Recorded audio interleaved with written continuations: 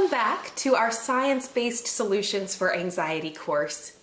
In this video, we are going to list out some of the primary solutions that you can start using right now. We're actually going to talk about what a healthy morning routine would look like and how you can start your day for feeling better throughout the day, reducing your stress, reducing the feelings of exhaustion when you get home at the end of the day. I want to thank you so much for joining us for this video. I'm joined with Dr. Kieran Kuykendall. Thank you for being here. So you have a lot of experience working with thousands of different patients with a big variety of different either health problems, emotional or anxiety type issues.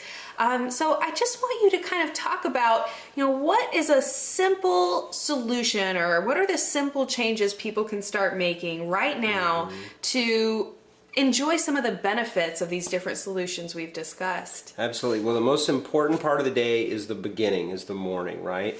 You heard the story where you bang your knee on something and then the whole day just falls apart from there. And if you start off, we've got us so trained where we use this iPhone for everything and constantly, and I realize I use it as well. I love modern technology and it's a big blessing, but it can also be a huge curse as we've discovered. So if you've been sleeping and all the momentum of the difficult day that you had before has now subsided, you wake up, you stretch, and the last thing you want to do is grab the phone, right? Because it's now our alarm. It's now everything. But we grab the alarm and then you hit airplane, or hopefully you hit airplane, where all of the things, now all the data starts rolling and it's like brrrring, and all the text start rolling in and all of the news updates from Google. Guess what? Donald Trump or the presidency just did this, or this volcano erupted in this country. Now your day is off in a terrible momentum. So step one is, use the phone if you want to as an alarm, and make sure you have it on airplane at bedtime when you go to sleep, because you just don't want to be having those electromagnetic fields in the room, So step one is starting the day off right, and the first way I like to do that is just to take about 15, even 20 minutes to meditate. If you don't schedule it, it's not real. If you hear this video and you don't do anything, it has zero effect. And the only one standing in the way between you and getting the outcome is yourself, really. So it has to be really real and nuts and bolts for people. So first thing in the morning, just set a little timer and lay in bed. Maybe wake up 15 minutes earlier, Lay in bed and actually take a moment for you to allow yourself to connect with yourself. And some people that looks like meditation. Other people it's just sitting with yourself. But my meditations aren't so much like the transcendental type where you clear all thought and you repeat a mantra. Although I've been trained in that, I love that, I recommend that. But what I personally love to do is I just love to actually sit and connect with myself and really feel what's going on inside of my body. And so step one of this beginning in the morning is meditate or just connect with yourself and just feel what's going on. It's a powerful thing. Like, how do I feel right now? I feel good, okay. Or I feel, stressed. I have some things going on about the day. Wake up with having crazy dreams, and sometimes you just wake up feeling all topsy-turvy and upside down. Yeah, and you want to allow yourself, what does topsy-turvy actually feel like manifested in the body? And it feels like, it feels like this. And this is how most of us run. And so when we're talking about science-based solutions to anxiety, this may sound woo-woo to some people, but it really isn't if you just stand back and kind of broaden your awareness and open up to what's possible here. That if you're starting off in a really thing, meditation, that's out there, but it's like really we're just taking a moment to center ourselves, a part of ourselves that science doesn't really talk about as much, right? And so taking a moment to breathe, connect, feel what's there, and then in feeling what's there, like I had mentioned a little bit before, is these love push-ups. And so it's a silly term for whatever shows up in your body. I feel topsy-turvy. What does topsy-turvy feel like? You really connect with that.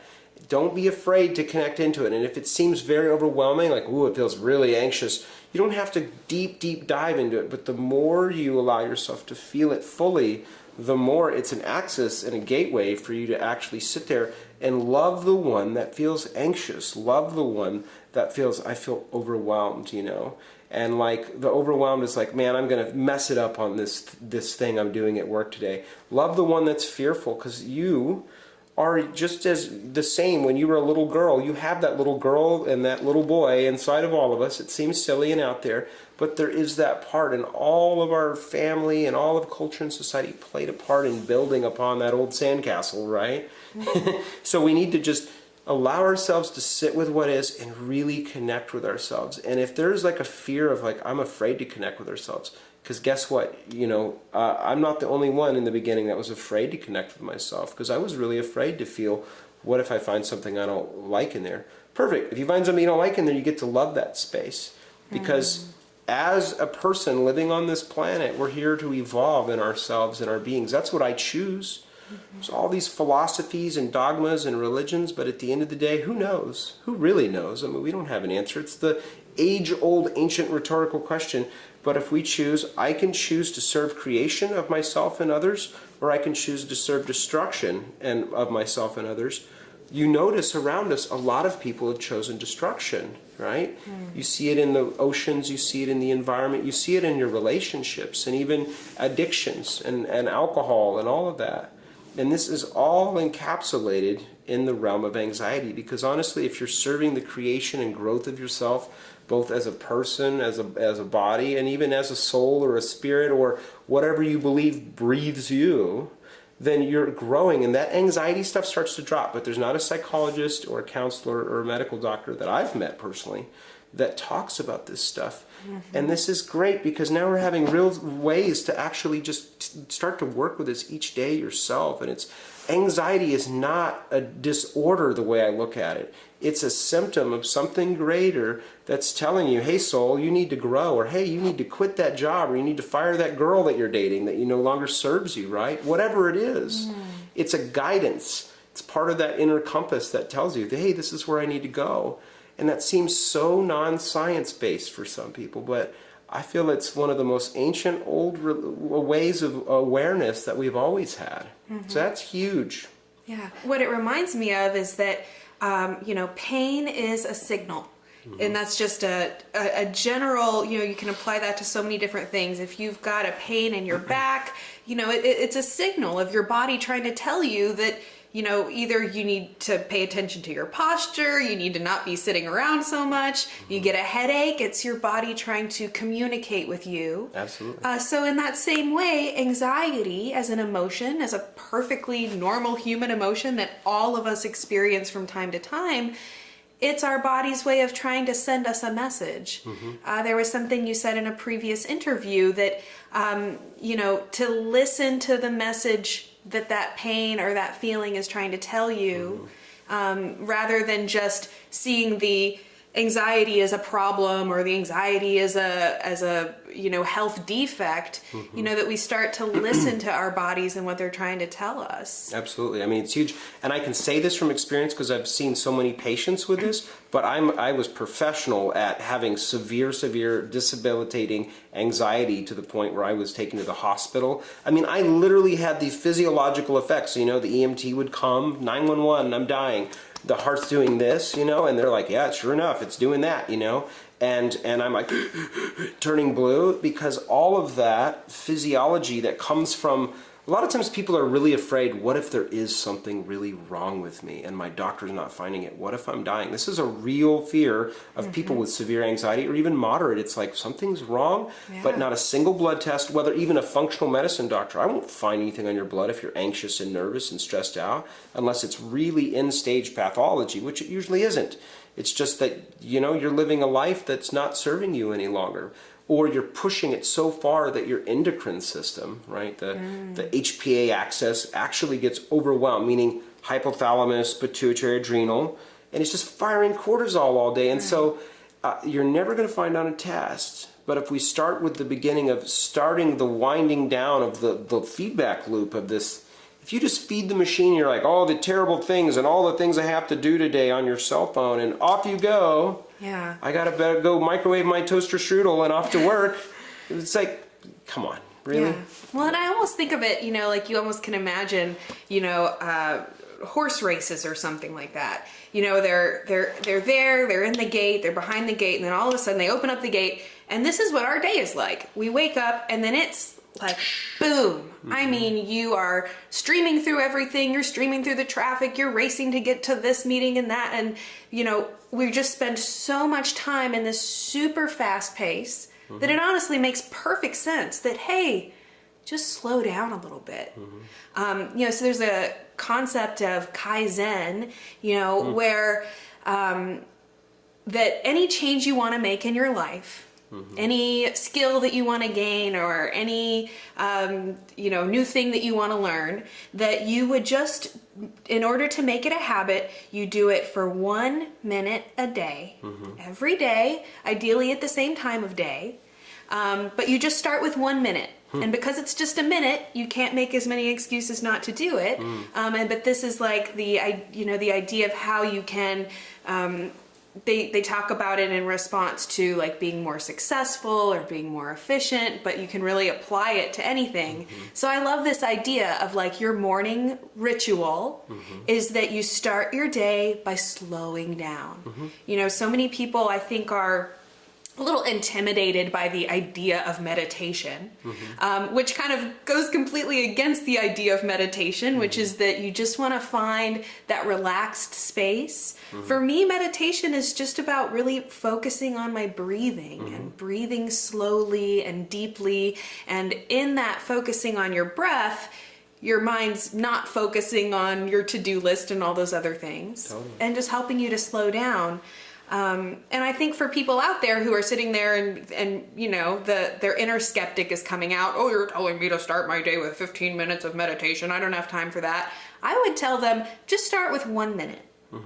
Just start with 1 minute. And I would tell them if they don't have work time, your way up. Yeah, and if they don't have time for that, something is really off. If you're watching this series, you know, and you're wondering, hey, this is ridiculous, you know, it's like, that's your problem. That's the whole thing right there. You're missing everything. If you don't have time for that, or if you're unteachable as a student to actually listen to, like, you're not open to other possibility, and therefore you will always have a perfect recipe for exactly what you have. So there again, there you are. It's always about being teachable. I've learned a lot of stuff over the years, and the power is in the basics. And when people start talking, I really always try to listen and be like, okay, how teachable am I on my index scale of teachability? I'm being open. Yeah. So one is, Minded.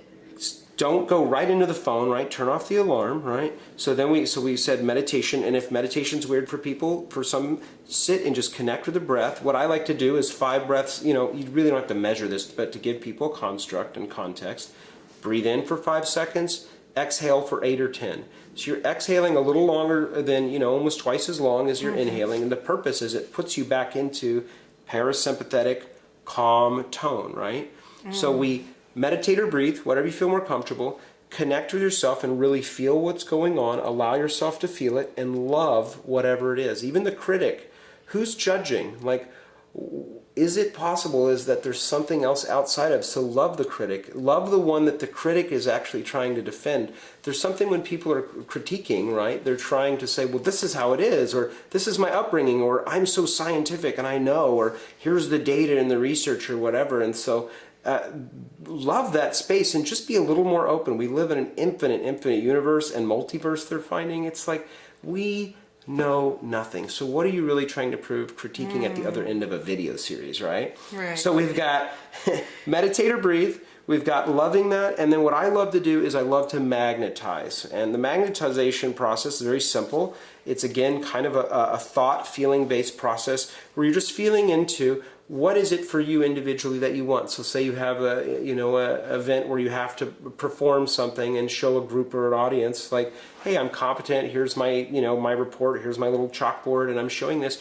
What you would do is you would magnetize it. How is it that you want it to feel after, during, or even before when you show up? Like, I want you to feel the audience, like, really excited. I want you to feel the audience like, wow, they're so teachable. We love this. This is awesome. I want you to actually feel what it feels like in your heart to already have this done. Like, man, I did something good. My boss is actually rewarding me. All of those things. And then feel all the perfect timing, feel all the perfect alignment, feel all of the perfect responses you want, and the actual impact it makes on you, your family, and your community. It's really powerful to do this because you're setting the construct of how you go. and not to get too far out there for people, but we really are the creators of our experience. If you say, look at these flowers. These flowers are the most beautiful thing I've ever seen.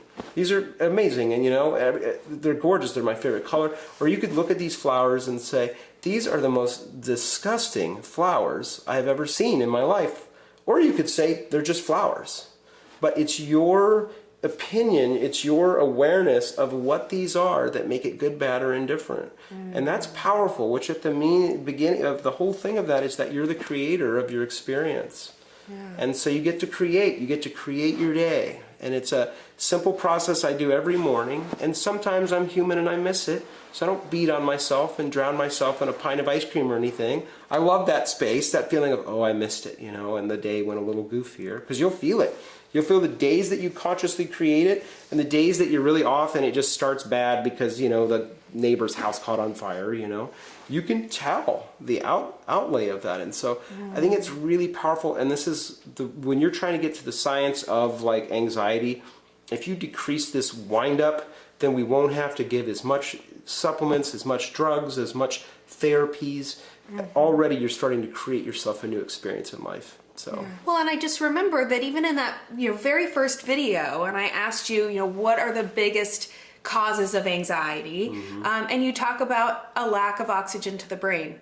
You talked about how we are moving through life, we're going so fast, we are so stressed by all of the just perceived stresses in our lives, that our brain is actually literally not getting enough oxygen. Our body is perceiving a sense of suffocation almost. So simply slowing down, taking the breaths, and being open to that idea of changing your perspective. I can't think of how many days I've just spent the whole day being like, oh, it's such a bad day. Oh, it's just the worst day ever. Oh, there was a horrible wreck and I was late to work and then this happened and then that happened.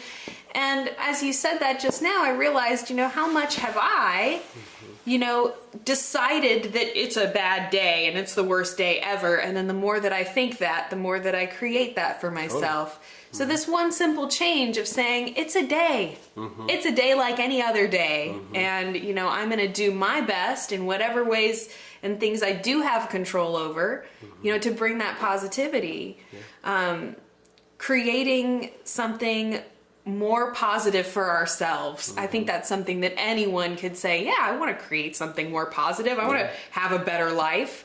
And so just, recognizing that maybe we are the ones who have more control over that than we even give ourselves credit for, or that we allow ourselves to have. You have almost, I believe, 100% control over it. You really do, and you get a chance every single day. And it's hard to wind it all down when things have gone bad and you wrecked the car and there was an argument with somebody.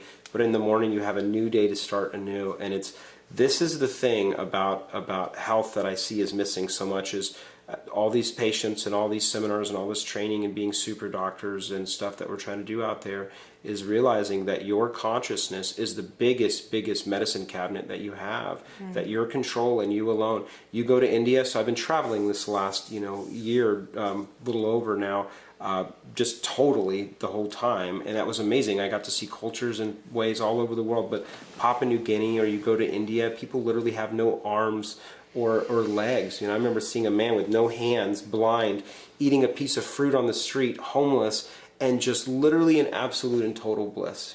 He was eating something that looked like a mango, and everything in India is totally different, so it probably wasn't a mango, but he was in absolute and total bliss. And this man is just in so much joy to just be in that, and it's a state of being that we're really distracted and disconnected, intentionally so, here in the Western world, because it keeps you buying stuff. Oh, I'm anxious, so I'm gonna get some wine, or I'm anxious about the way I look, so I'm gonna get that dress, and they just keep us consuming. It's a never-ending cycle in that.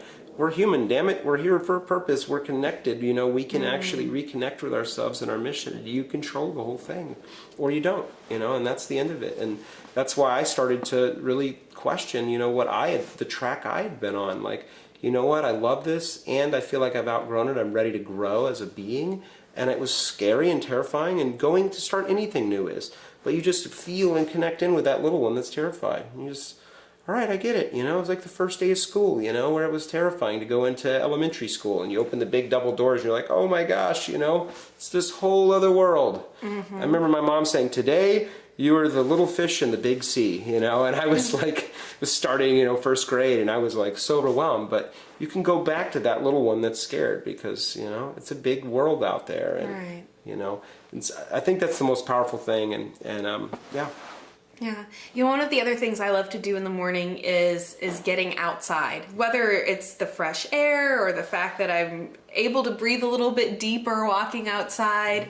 And then I think about, you know, what you've talked about, the grounding, the earthing, that actually when we are barefoot on the earth, or, you know, touching the grass, touching something that is an electronic device, that actually brings so many biological benefits as well, in addition to just that we feel more peaceful outside. So that would be my kind of addition, so to speak, to the morning ritual. Is, you know, especially if you spend your day in a cubicle around a bunch of computers. I know our office, we have like 6 computers and 12 monitors. I mean, it's an insane environment. To actually spend a little bit of time, you know, doing that grounding, earthing, you know, in the morning, throughout the day, anytime you're stressed out. And just knowing that there are science-based biological effects that is having on your body, and it feels really nice as an added bonus.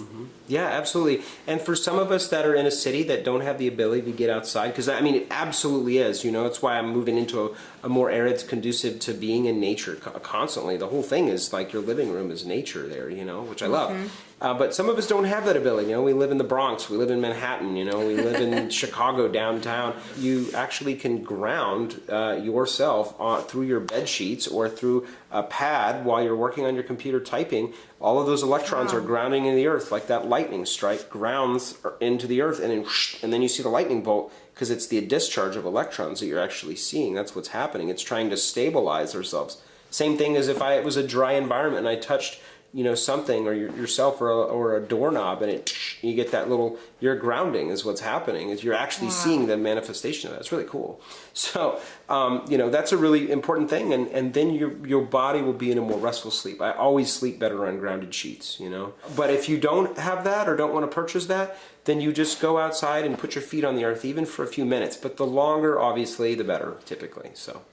Yeah. And then, you know, I know there's things like Himalayan salt lamps have become really popular, and, you know, I think that there are definitely, you know, one of the many blessings of technology is that they are, you know, creating ways for us to, as funny as it sounds, get back in touch with the earth. But yeah, as you've said, you know, even if you live in a place where you can't necessarily walk outside and be grounded, that there are a lot of different other options out there. I've seen grounding shoes, and all kinds of different things that, you know, as maybe part of your holistic approach to improving your health and reducing anxiety, that's just a little piece. But you know, what a simple little piece, especially for most of us, where we can just walk outside. Totally.